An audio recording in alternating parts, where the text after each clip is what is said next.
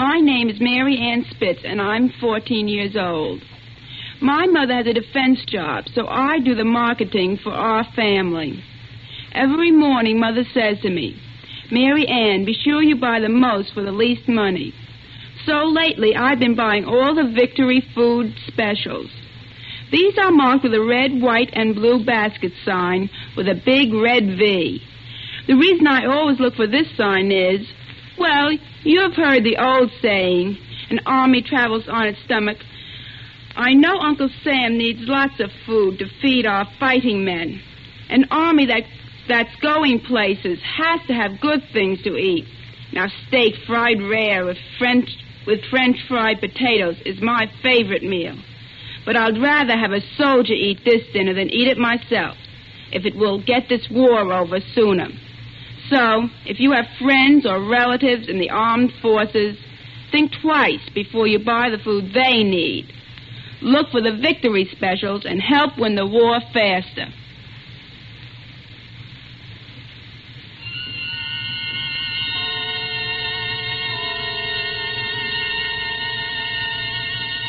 The Columbia Network takes pleasure in bringing you Suspense.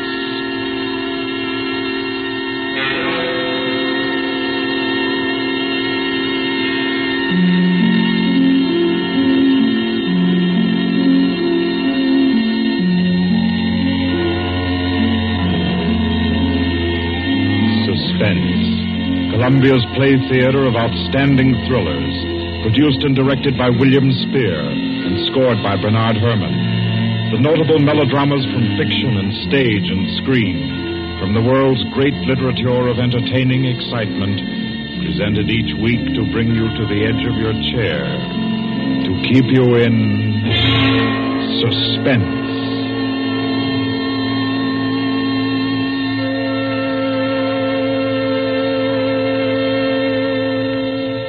Tonight's adventure in suspense is from the pen of Dorothy Sayers. She called it The Cave of Ali Baba. Like the tale told by Scheherazade, a distinguished ancestress in the storytelling art, Miss Sayers' thriller deals with 40 thieves and with 2 magic words. For your uneasy listening, then, Suspense presents The Cave of Ali Baba.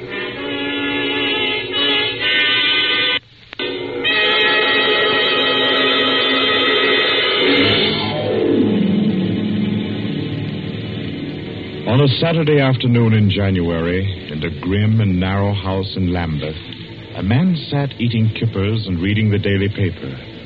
He was smallish and spare, with brown hair rather too regularly waved and a strong, brown, pointed beard. His double-breasted navy blue suit, his socks, tie, and handkerchief were all scrupulously matched, and his brown boots just a trifle too highly polished. He did not look a gentleman, not even a gentleman's gentleman. Yet there was something about his appearance which suggested that he was accustomed to the manner of life in good families. Superior butler, perhaps, yet not old enough to be retired. A footman who had come into a legacy, yes. He had just finished eating, and he was sipping his coffee when a slight noise at the front door caught his ear. Swiftly, too swiftly for a quiet little man sitting eating kippers and reading his paper on a Saturday afternoon, he sprang up. He dashed through the small hallway and he flung the door open. Of course, no one in sight. The society is at least dramatic in its delivery of its correspondence. And as if he knew what he would find, he shut the door and turned to the hat stand in the hall. An envelope had been placed there. It was addressed to Joseph Rogers. So Mr. Rogers opened the note. Number 21. An extraordinary general meeting will be held tonight at the house of number 1 at 11:30. You will be absent at your peril. The word is finality. Finality. Yes, I think so. The man called Joseph Rogers stood for a moment, studying the note. Then he strode to the rear of the house, to a tall safe built in the wall. Carefully, he manipulated a dial. He swung the safe door open. He stepped inside. into a small strong room. He opened a drawer marked correspondence, placed the note inside, and then came out again. A moment to reset the lock for a new combination, and then he went back into the living room. He reached for the telephone. He lifted it from the cradle and then reconsidered. Too dangerous. He hurried upstairs and clambered into an attic. In the furthest corner, he searched for and found a knothole in the woodwork. He pressed it. A concealed trapdoor swung open, and he was in the loft of the adjoining house. He paused before 3 cages, in each of them a carrier pigeon. Carefully, he wrote a note, slipped it under a pigeon's wing. There you are, my pretty. There, take it easy now. There you go. Lie straight. 4:30. I'll send another pigeon at 5 and the third at 6. I should have my answer by 9:30 at the latest. Oh, I forgot one thing, most important. Mr. Rogers moved through the trapdoor, back into the attic of his own house, and once again he stood before the tall safe built in the wall. He opened the door, stepped into the strong room, moved for a moment quietly in the dark, and then spoke gently. Now, be good, my sweetheart. I'm depending on you. Open sesame. Come on now, old thing. Open sesame. Open sesame. That's better. That's very much better.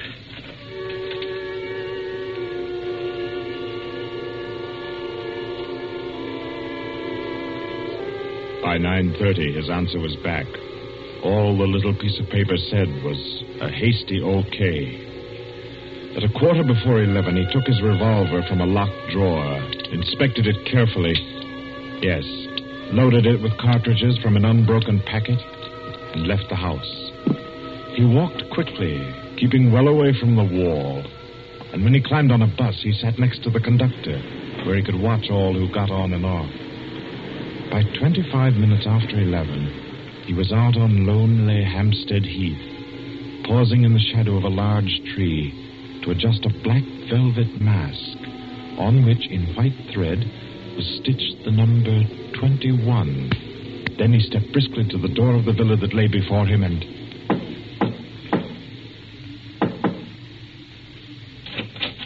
What is it?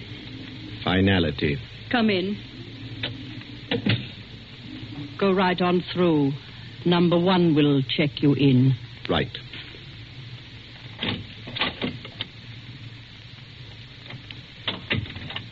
"21, sir. Lift your mask. Very well, 21. You may go on to the meeting room. Thank you, sir.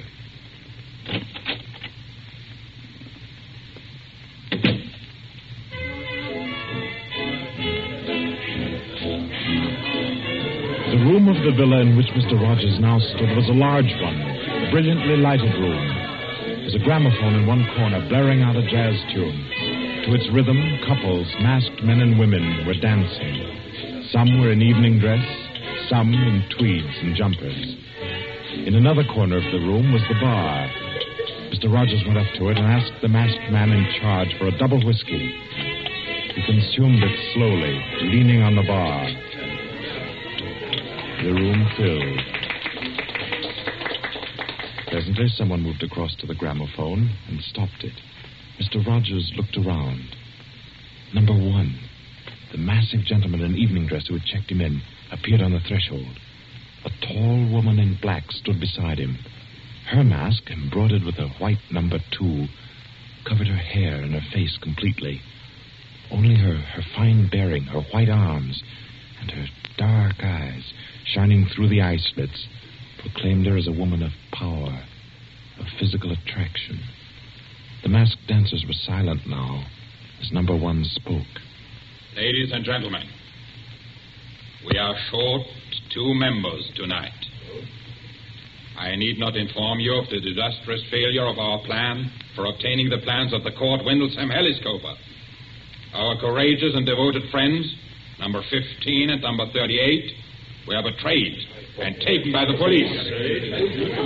Some of you might fear that under examination these two would break down and give away our society. There is no need for such a fear. I gave the usual orders, and their tongues have been silenced. Their defense will be discreetly compensated in the usual manner. I call upon number 12 and 34 to undertake this agreeable task. They will attend me at my office for their instructions after the meeting. Will the numbers I have named kindly signify by raising their hands that are able and willing to perform this duty? Thank you. Ladies and gentlemen, please take your partners for the next dance. The gramophone struck up again. Mr. Rogers turned to a girl near him in a red dress. She nodded, and they slipped into the movement of a foxtrot. The couples gyrated solemnly and in silence. Their shadows were flung against the blinds as they turned and stepped to and fro. The girl in red spoke to Mr. Rogers. What's happened? I'm frightened, aren't you? I feel as if something awful was about to happen. It does take one a bit short. Number one's way of doing things. But it's safer like that. Oh, those poor men. Don't talk in, please. You know the rules. Sorry. In silence, the dance continued. And then it came to an end. And then when it had finished, the dancers came again to where number one sat and waited with tense eagerness for him to speak. Ladies and gentlemen, you may wonder why this extraordinary meeting has been called. The reason is a serious one. The failure of our recent attempt was no accident. The police were not on the premises that night by accident. We have a traitor amongst us. This last failure was not the first. You'll remember the unfortunate way in which the affair of the Dinglewood pearls turned out. And there were others. However, I am happy to say that our minds can now be easy. All these troubles have been traced to their origin. The offender has been discovered and will be removed. The misguided member who introduced the traitor to our ranks will be placed in a position where his lack of caution will have no further ill effects. There's no cause for alarm. Ladies and gentlemen, please take your partners for the next dance.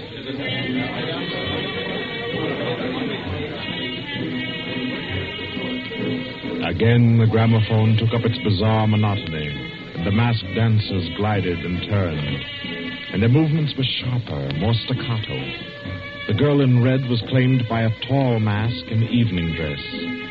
A hand laid on Mr. Rogers' arm made him start. A small, plump woman in a green jumper slipped a cold hand into his. The dance went on.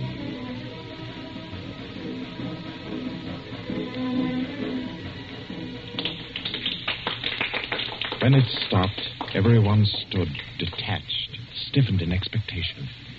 The endless interval was over. Number one raised his voice. Ladies and gentlemen, you will no doubt wish to be relieved of the questions on your mind. I will name the persons involved. Number 37. No. Silence. I swear I'll never. Silence! You have failed in discretion. You will be dealt with. If you have anything to say in defense of your folly, I'll hear it later. Sit down. Number 37 sank down upon a chair. He pushed his handkerchief under the mask to wipe his face. Two tall men closed in upon him. The rest fell back. Ladies and gentlemen, I will now name the traitor. Stand forward.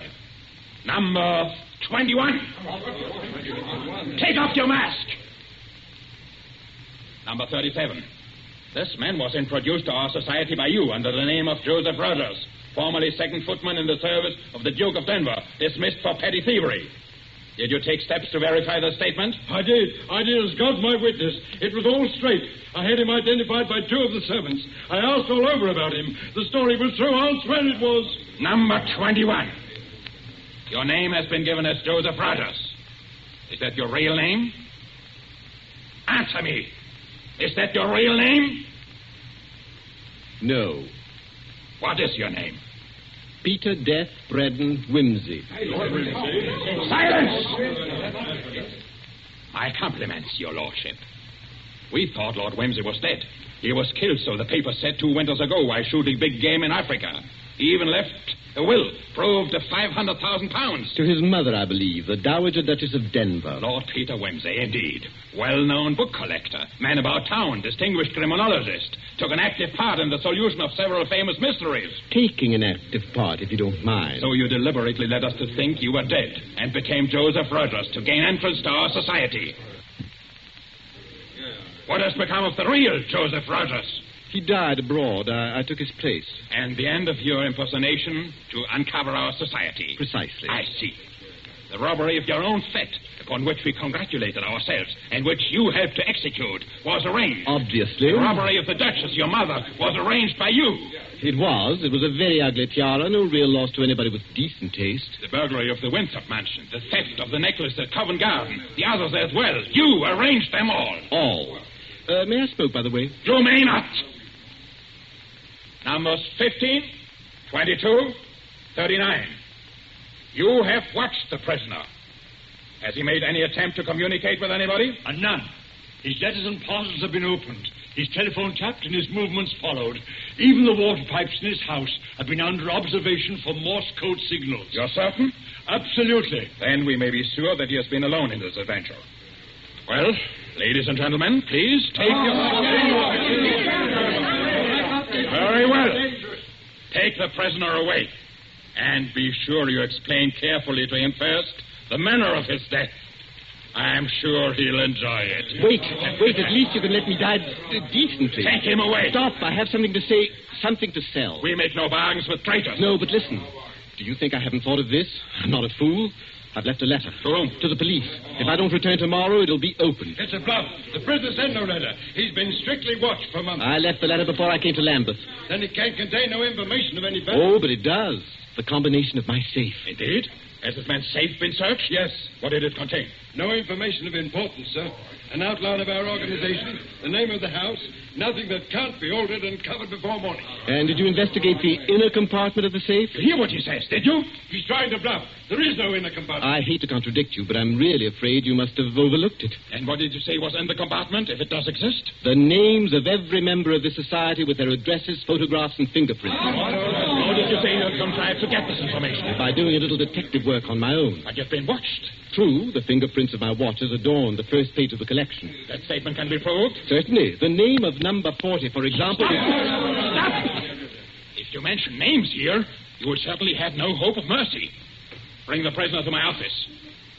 Ladies and gentlemen, take your partners for the next dance. Yes.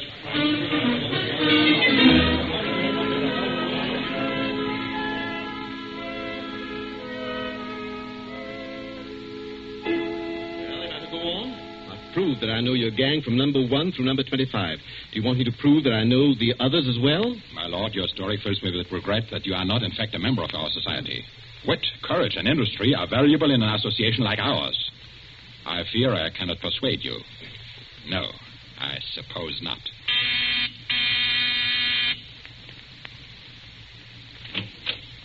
Yes? Ask the members kindly to proceed to the supper room.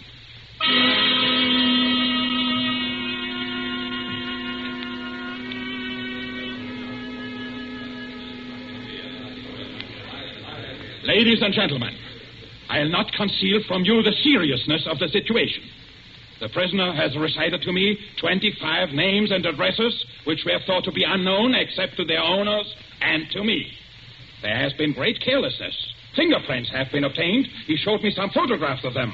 He tells me that the book of names and addresses is to be found in the inner compartment of his safe, together with certain letters and papers stolen from the houses of members, and several objects with fingerprints. I believe he tells the truth. He offers the combination of the safe in exchange for a quick death. I think his offer should be accepted. What is your opinion, ladies and gentlemen? The combination is known already. Fool! This man is Lord Peter Wimsey, a scientist of crime. Do you think he will have forgotten to change the combination? Oh, I say give him the promise. Time's getting short. You agreed? It's a bargain, Wimsey. What is the combination? The word of the combination is unreliability. And the inner door, the inner compartment. In anticipation of the visit of the police, the inner door is open. Good. Number 12 and 36.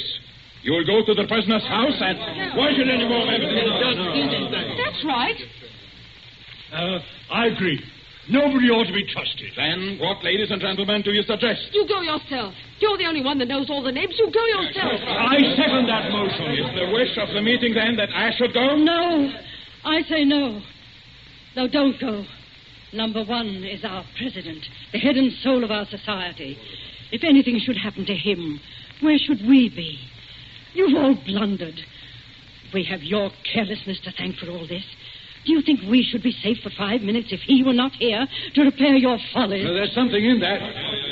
If you will pardon my suggesting it, the lady appears to be in a position peculiarly favorable for the reception of the president's confidences. The contents of my modest volume will be no news to her. Why should she not go herself? Because I say she must not. If it is the will of the meeting, I'll go. Give me the key of the house. Here. Is your house watched? No. If I have not returned in 2 hours, act for the best to save yourselves. And do what you like with the prisoner.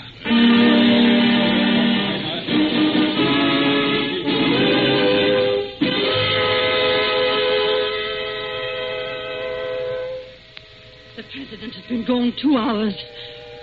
Traitor! What's happened to him? How should I know? Perhaps he's looked after himself and gone while the going was good. Liar! Oh. He'd never do that. What have you done with him? Speak, or I'll make you speak. I can only form a guess, madam. I'm afraid that your president may quite inadvertently have left the door of the inner compartment closed behind him, in which case... Yes. Well, let me explain the mechanism of my safe. The inner compartment has 2 doors. The outermost opens outward with an ordinary key. Oh, do you think that the president is so stupid as to be caught in an obvious trap? Undoubtedly, he will have wedged open that inner door. Undoubtedly, madam. But the sole purpose of that inner door is to appear to be the only one. Hidden behind the hinge of that door is another, a sliding panel, also left open. Inside the compartment is the big, heavy ledger containing all the information about this society. This ledger lies on a steel shelf. Do I make myself clear? Oh, yes, go on. The steel shelf is balanced on a concealed spring. When the weight of the book, the ledger, is lifted, the shelf rises almost imperceptibly, and in rising it makes an electrical contact. Now, let me draw a picture. Your president steps into the inner compartment, sees the book, takes it up, anxiously to examine to see if it's the right one. The shelf rises, the electrical contact is made, and the steel panel behind him slides into place. He's trapped. You devil! What is the word that opens the inner door? Quick, the word. Do you remember the story of Ali Baba and the 40 Thieves? Uh-huh. Well, when I had this safe constructed, my mind went back, well, call me sentimental if you will, to my childhood. The words that open the door are open sesame. Oh. How long can a man live in this devil's trap of yours? Oh, I should think he might hold out for a few hours if he didn't use up all the oxygen by hammering and yelling. I imagine if we go there at once, we'll be able to get him out all right. I'll go myself. I think you'd better take me with you. Why? Well, I'm the only person who can open the door. But you've given me the word. Yes, you have the word. But this door of mine, I'm rather proud of it. You know, it's my own invention. It's the latest thing. It will open to the words open sesame, all right. But to my voice only. Your voice? I'll choke your voice in my hands. What do you mean, your voice only? Don't clutch my throat like that. You'll wreck my voice, and then the door might not recognize it. Ah, there, that's better. The door got stuck for a week once, and when I had a cold. Is what he says true? Is it possible? Perfectly possible, madam.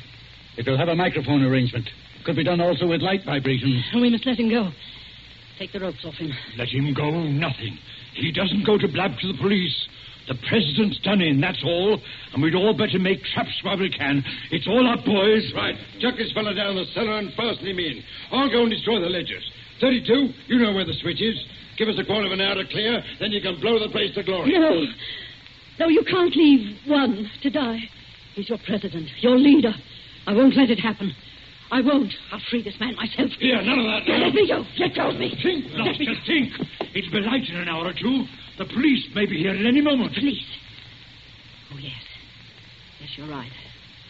No, we mustn't imperil the safety of all for just one man. He himself would not wish it.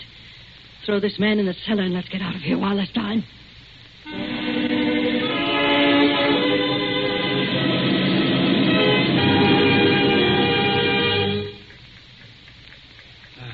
Here. This is good enough. Leave him here. Right. Let's go. Hey, you chaps. Yeah? Should I gag him? I say, it's lonesome down here in this cellar. You might at least leave the light on. Don't worry about the dark. They're taking you here as the time fuse for the bomb that's going to blow out this place. It's all set. You won't have long to wait. Not long.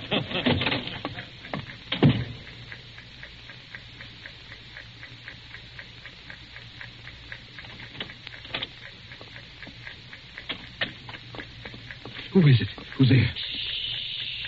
Hold still, so I can cut the ropes. Well, it isn't two. My compliments, madam, on your loyalty to your president. Quick. They've set the time fuse. The house is mine. Follow me as fast as you can. Number 1 must be saved. And only you can do it. Well, how did you manage to? There's no time for questions. Get up and follow me. You will release him. You promise. I promise. But I warn you, madam, that this house is surrounded. When my safe door closed, it gave a signal to Scotland Yard. All the members of the society are taken. Never mind them. Here, outside. Quick. All right, who's there? Is that you, Inspector? Get your fellows away, quick. The house is going up in a minute.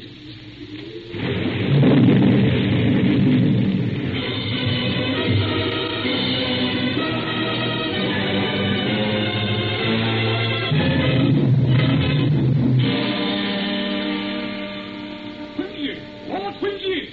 It's Inspector Parker, old man. Are you all right? Yeah, I'm a bit winded. What's happened, Inspector? Oh, about half a dozen of them got blown up. The rest we bagged. Hurry, we must hurry. Who's this? For one of the gang. She's called number 2. We must save him, we must. Golly, I clean forgot the gentleman in the safe. Parker, where's your car? It's down the lane. Send one of your men down to get it. Right. Johnson, bring that car here. Yes, sir. I've got the number 1 of the whole company quietly asphyxiating at home. I promised we'd get back and save him. He's the bloke that we've been wanting. The man at the back of the Morrison case and the Hope Wilmington case and hundreds of others.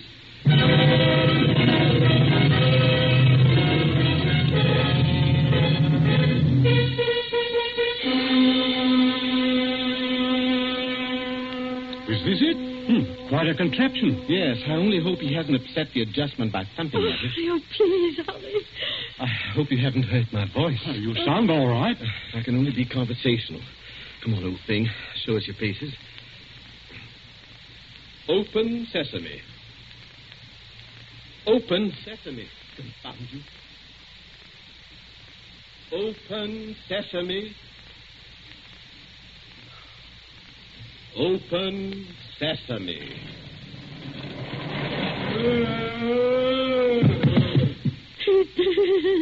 Let me see.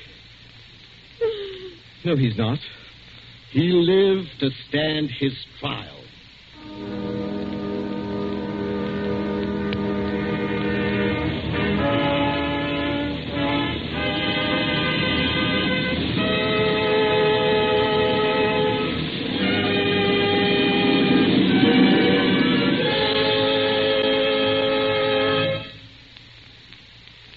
And so, all's right with the world, as it always is when Lord Peter Wimsey is involved.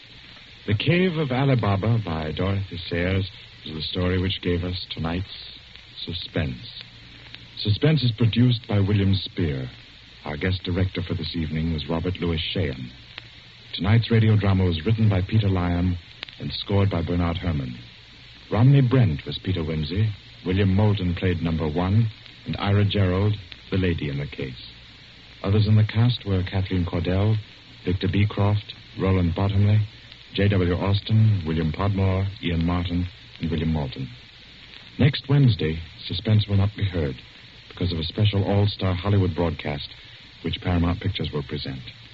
2 weeks from tonight, at this time, Columbia will bring you another selected story from the world's great literature of thrills. Another study in suspense.